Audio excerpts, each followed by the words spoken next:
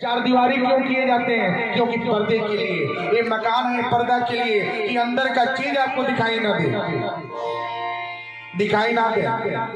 लेकिन आज देखे की जरूरत नहीं है। आज तो विवाह शादी होता तो पूरा लोग का होता, पहले के लोग घूंघट में करके सिंदूरदान होता रहा। आज तो देखी जयमाल सिस्टम हो गई बा, बिना देखले लोग का होता सबे देख लेता। तो वैया का जब जब दुल्हन जब घर पे जाई ना, लड़की जब घर पे जाती है तो यह देखले में कौन जरूरत है, सबे जब देखिए ले ले बताओ। लेकिन एगो मर्यादा नहीं भावल जाता। पहले के विवाह में और आज के विवाह में बहुत अंतर बा, यो बात समझ जाए। पहले के विवाह वाला, लेकिन आज का बा फैशन हो गई बा, विवाह के फैशन बदल गई बा, मर्यादा खत्म बा। पहले जेठ जेठानी, देवर देवरानी, छोट छोटानी, सास ससुर के कदर होत रहल। लेकिन आज का बा के सास के जेठ के देवरानी के जेठानी कोनो अंतर नहीं है। काहे कि एक टेबल पे बैठ के जेठानी है देवरानी है छोटानी सबे बैठ के खाता कहल जाता ई का हमार परिवार है, ई फैशन है। वैसा फैशन के का करे के चाहिए? त्याग देवे के चाहिए। उससे घर बनेला ना टूटेला। ना देवर के मर्यादा, ना जेठ के मर्यादा, ना जेठानी के मर्यादा, ना छोटानी के मर्यादा, कुछ मर्यादा नहीं है। यहाँ तक के पल्लू अगर देवरानी हो के नो तो देखियो कि पल्लू का होई, ये पल्लू बनावल काहे खातिर बा? ई ढके खातिर। ई सिंदूरदान काहे होला? एक मर्यादा बा। आज तो वो लुप्त हो गई बा ना, क्यों देखे नहीं कि हमारे बिया भैया इतने सुखी सिंदूर लगेला और ओके ढाके दिल जाई का है कि केहू जाने नहीं। ऐसे का होला? पति की आयु का होला कटौती होला, पुत्र की आयु में कटौती हुई। जो भी माताएं हैं ध्यान से सुनिए, अगर जितना ही लंबा सिंदूर लगाएंगी उतना ही आपके पति और पुत्र की आयु दीर्घायु होता है, लंबा आयु होता है। इस सिंदूर का अर्थ क्या है? बहुत बड़ा, यह सुहाग का निशानी है। पति है तो सब है, पति नहीं तो कुछ नहीं। पति आपका चूड़ी, पति कंगन, पति बिंदी, पति काजल, पति आपका सोलह श्रृंगार है। पति नहीं तो कुछ नहीं है। आपका सजना, आपका पहनना, आपका श्रृंगार करना, आपका पति परमेश्वर है। सब कुछ वही है। कभी भी सिंदूर को क्या करें? लंबा लगाइए। पहले की माता जो रहे ना देख ली सब सिंदूर का हुई लंबा लागत हुई। और कहा है जितने लंबा सिंदूर होला इतना अकाल घटना पहले ना होता होला, जितना अब होता हो उतना अकाल घटना पहले ना रहे। आज के 30 साल पहले उतना अकाल घटना ना होके काहे कि मर्यादा होके सिंदूर के लाज रखल जाओ। लेकिन आज एक लाज नहीं है। का है जो विवाह होता तो लंबा सिंदूर लगावल जाता, आज जब विवाह हो जाता 4 दिन के बाद इस सिंदूर हिती चुकी हो जाता। क्यों देखे नहीं? ऐसा ना करे के चाहिए। ठीक है, जब भगवान के सामने जब साक्षी मान लियल गई देखिए सिंदूर से छुपौले से ना छुपे, छुपौले से चीज ना कि छुप जाए। चंद्रमा में बात है दाग बा, फिर भी उनके प्रकाश कम नहीं देखिए ना, फिर भी प्रकाश कम नहीं है। तो आपका विवाह हो गया, सिंदूरदान हो गया, पुत्र पुत्री सब हो गए, तो ये मत भूलिए कि आपका मर्यादा में है। मर्यादा का पालन कीजिए। जिसके सहारे आप हैं, जिसके सहारे से रह रहे हैं, कम से कम उनका तो कदर कीजिए। वही जब कलयुग के आगमन जब होता है तो घर में क्या होता है? विवाद होता है, झगड़े होते हैं, विवाद होते हैं, टकराव होता है, सब होता है। वही कलयुग का निशानी है। एक बार राजा परीक्षित, कौन है राजा परीक्षित? कौन? प्रश्न आ गया। राजा परीक्षित अभिमन्यु के पुत्र और किसके पुत्र हैं? अभिमन्यु के ही पुत्र हैं। अभिमन्यु कौन? अर्जुन के पुत्र हैं। राजा परीक्षित जब नगर भ्रमण के लिए निकलते हैं, जब निकले तो देखिए क्या एक सांवला व्यक्ति था और एक गाय को मार मार के 3 पांव तोड़ दिया था। ध्यान से सुनिएगा, मार मार के 3 पांव तोड़ दिया था। गाय रो रही है, बछड़ा रो रहा है। राजा परीक्षित उस व्यक्ति से बोले, क्या ये क्या कर रहे हो? हमारा राज्य है। राजा परीक्षित चक्रवर्ती सम्राट थे, जो द्वापर का अंत हो रहा था, कलयुग का आगमन हो रहा था। उस समय हर घर में मकान में ताले लग रहे थे। राजा परीक्षित नगरवासियों से पूछे, क्या तुम क्या कर रहे हो? उन्होंने बोला, महाराज आपको पता नहीं, कलयुग का आगमन हो रहा है, कलयुग का आगमन हो रहा है। अब राजा परीक्षित उस व्यक्ति से बोलती है, क्या तुम क्यों मार रहे हो? क्यों मार रहे हो? उस सांवला व्यक्ति ने बोला कि महाराज जब तक ये गाय रहेगी तब तक हमारा यहाँ पे बसेरा नहीं होगा,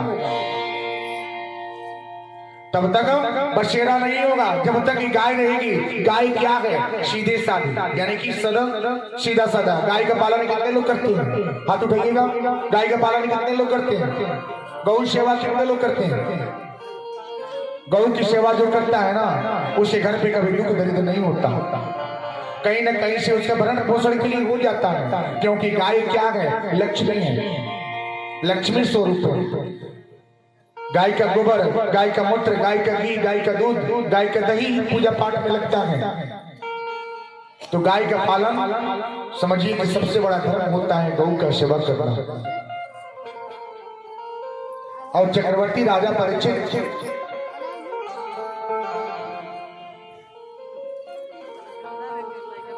परीक्षित उस व्यक्ति से बोले, क्या तुम गाय को क्यों मार रहे हो? उन्होंने बोला कि महाराज जब तक ये गाय रहेगी तब तक हमारा बसेरा नहीं होगा। वो सांवला व्यक्ति कौन था? वो सांवला व्यक्ति कलयुग था। राजा परीक्षित बोले, क्या मेरे राज्य से, मेरे नगर से बाहर हो जाओ? इन्होंने बोला कि महाराज नहीं हो सकते, क्योंकि मेरा समय आ गया है, मेरा समय आ गया है। आप कितना हो कहेंगे नहीं होने वाला है, क्योंकि आपका समय अब खत्म, मेरा समय आ गया है। यानी कलयुग का आगमन, द्वापर का अंत, कलयुग का आगमन हो रहा है।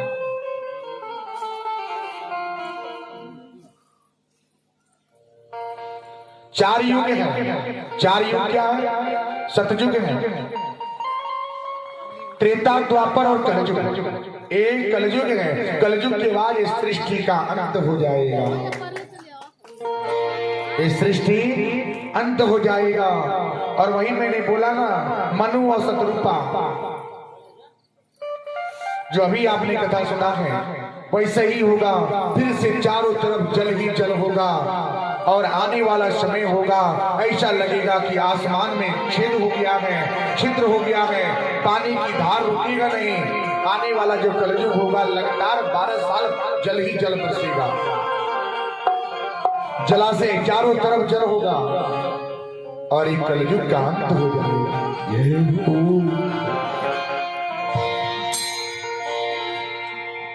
राजा परीक्षित उस व्यक्ति से बोले, क्या कि तुम हट जाओ? उन्होंने बोला कि ना, मेरा समय आ गया है, हम यहाँ पे रहेंगे, अभी दोनों में युद्ध की बारी आ गया।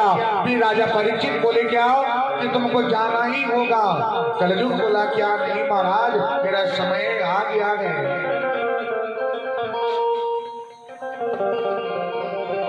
अब कलयुग हाथ जोड़ते व्यक्ति बोला, क्या हे राजा, आप तो चक्रवर्ती सम्राट हैं, चक्रवर्ती सम्राट हैं,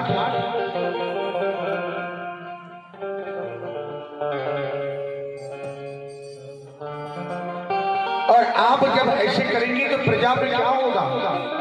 हमें भी कुछ रहने का जगह दे दीजिए, हमारा भी गुजारा उसमें चलता रहे, हमारा भी भरण पोषण होता रहे। राजा परीक्षित बोले कि ना, जब कलयुग यहाँ पे रहेगा तो नगर का नाश हो जाएगा, खत्म हो जाएगा। फिर भी विनती अर्चन किए और बोले, क्या महाराज आप चक्रवर्ती हैं, हमें भी कुछ ऐसी जगह दीजिए जैसे कि हमारा भी रहने का ठिकाना हो जाएगा। राजा परीक्षित विचार किए और उन्होंने रहने का ठिकाना 4 जगहों पे दे दिए। कितना जगह पे? 4 जगह पे। कौन कौन सा जगह पे? दूतम पानम स्त्रियाम सोना चतुर्विदा। ये 4 जगह राजा परीक्षित ने रहने का ठिकाना दिए। किसको? कलजुग को। दूतम, दूतम का अर्थ क्या है? दूतम पानम स्त्रियाम सोना, ये 4 जगह है। दूतम का अर्थ क्या है? दूतम का अर्थ ताश, पत्ते खेलना, यानी कि जुआ। जुआ, जिसके घर पे अगर पति देव अगर जुआ खेलते हो ना, तो आप लोग मना कर दीजिएगा, क्योंकि जुआ क्या है? नाश नहीं, सत्यानाश है। नाश नहीं, पूरा सत्यानाश है। क्योंकि अगर जुआ नहीं होता तो द्रौपदी का चिरहरण नहीं होता। अगर द्रौपदी का चिरहरण नहीं होता होने के वास्ते जब ये बात वहां पे जब ठन गई तो कौरव और पांडव में युद्ध नहीं होता और कौरव का सत्यानाश नहीं होता। ये जुआ ही तो है, ये जुआ के वास्ते तो है। आजकल क्या करते हैं? पत्ते खेलना, दूतम पानम स्त्रियां, ये पत्ते खेलना, जुआ खेलना, घर पे भी साटे लगना शुरू हो जाता है। घर पे ही साटे लग जाते हैं, यानी क्या चले 100 रुपये का मैंने लगा दिया, आज मेरा गेम 100 रुपया लग जाए। 100 रुपया से 1000 हुआ, 1000 से 10,000 हारा, 10,000 से 1 लाख हार गया। पता चला कि पूरा घर बर्बाद हो गया। तो कभी भी जुआ को अपने से परित्याग करें, अपने से दूर रखें। जुआ घर में आने ना दें, क्योंकि जहाँ पे जुआ होला, अगर जो घर में पत्ता होके वो घर में को बनी ना, वो घर बिगड़बे करी। एकरा के रक्षा कर रउरा सब के हाथ में बा। काहे के लक्ष्मी स्वरूप ही सब है। भगवान शंकर जी के मनावे खातिर पार्वती जी का कोई सुननी नु हमर कथा में, तो रउरा सबन कहां ही सब है? लक्ष्मी स्वरूप ही सब है। और पति देव नारायण के नारायण ही सब है। तो जो रउरा कहे हुए सब करी, तो लक्ष्मी जी अपने बस में कैले रही, पाँव दबावले रही, खूब मान सम्मान करी ले, भगवान के खुश रही। आज जहाँ प्रेम होला तो घर में कबो दुख दरिद्र ना होला, कबो कष्ट ना हुई, कबो दरिद्र ना हुई।